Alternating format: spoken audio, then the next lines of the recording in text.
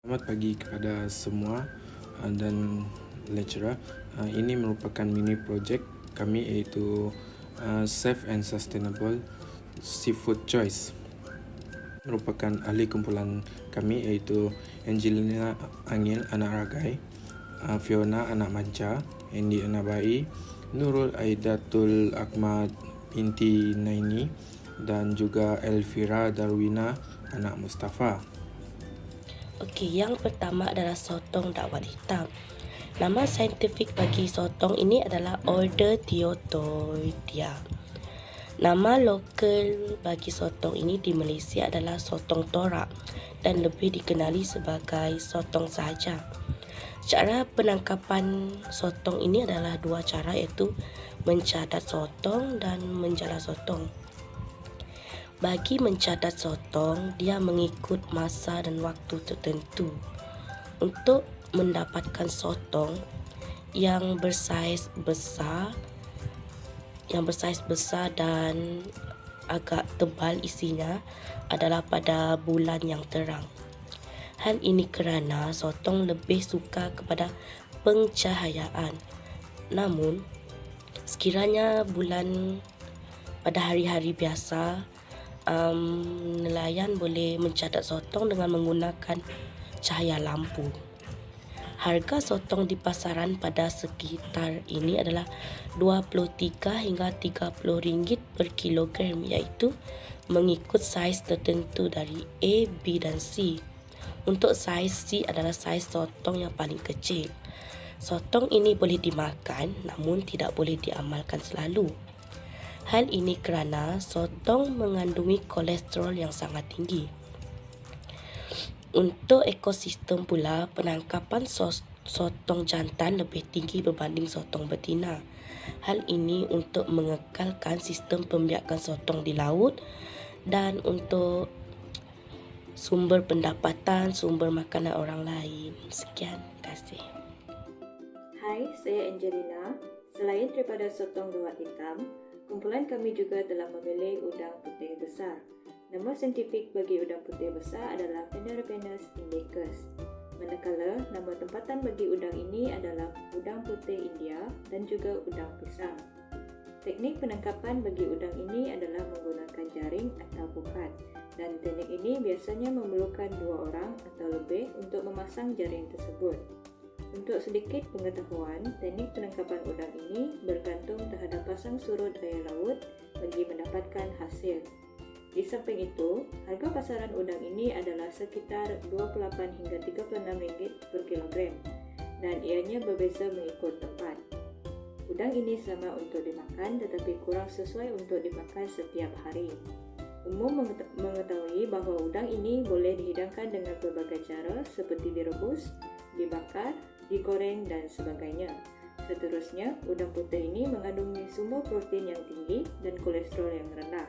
Selain itu, ia juga mengandungi kandungan mineral seperti kalsium, kalium, fosfor dan vitamin A dan vitamin E yang baik untuk tubuh badan. Hai, saya Fiona. Saya akan menerangkan tentang kerang darah. Kerang darah mempunyai nama saintifik iaitu Anadara ganosa. Ia disebut sebagai kerang darah kerana mengandungi hemoglobin dalam cairan merah yang dihasilkannya. Terdapat 2 teknik pencarian kerang darah iaitu teknik mencari kerang di dalam lumpur. Untuk teknik ini, nelayan menggunakan pengaruh tanah yang kecil dan juga tangan. Selain itu, teknik mencari kerang di laut adalah menggunakan tanggok dawai yang diikat pada sebatang kayu yang panjang lalu dihirit menggunakan perahu. Harga pasaran bagi kerang darah ini adalah sebanyak 12 hingga 18 ringgit per kilogram. Kerang darah merupakan sumber makanan laut yang selamat untuk dimakan dan boleh dihidang dalam berbagai masakan seperti direbus, dikukus, digoreng, dibakar dan sebagainya. Kerang darah membiak secara seksual. Kerang darah merupakan haiwan akuatik yang mencari makanan dengan menyerap plankton yang terdapat di sekitarnya. Ia juga mengandungi vitamin B12 yang penting untuk fungsi normal otak dan sistem saraf dan memainkan peranan penting dalam formasi sel darah merah. Okey, seterusnya adalah ikan siaka putih. Ikan siaka putih, nama saintifiknya ialah Letus calcarifer. Ikan ini juga dikenali sebagai sea bass di Asia dan ikan ini juga dipanggil sebagai barramundi di Australia. Ikan ini mengandungi vitamin B1 di mana ianya penting untuk sistem saraf dan membantu sistem jantung berfungsi dengan normal.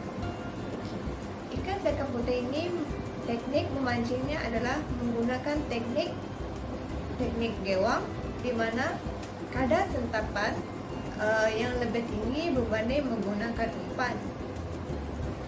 Seterusnya adalah harga pasarannya, di mana kedai My Seafood Mart, iaitu kedai makanan laut atas talian, menyatakan bahawa ikan ini berharga RM37 per kilogram.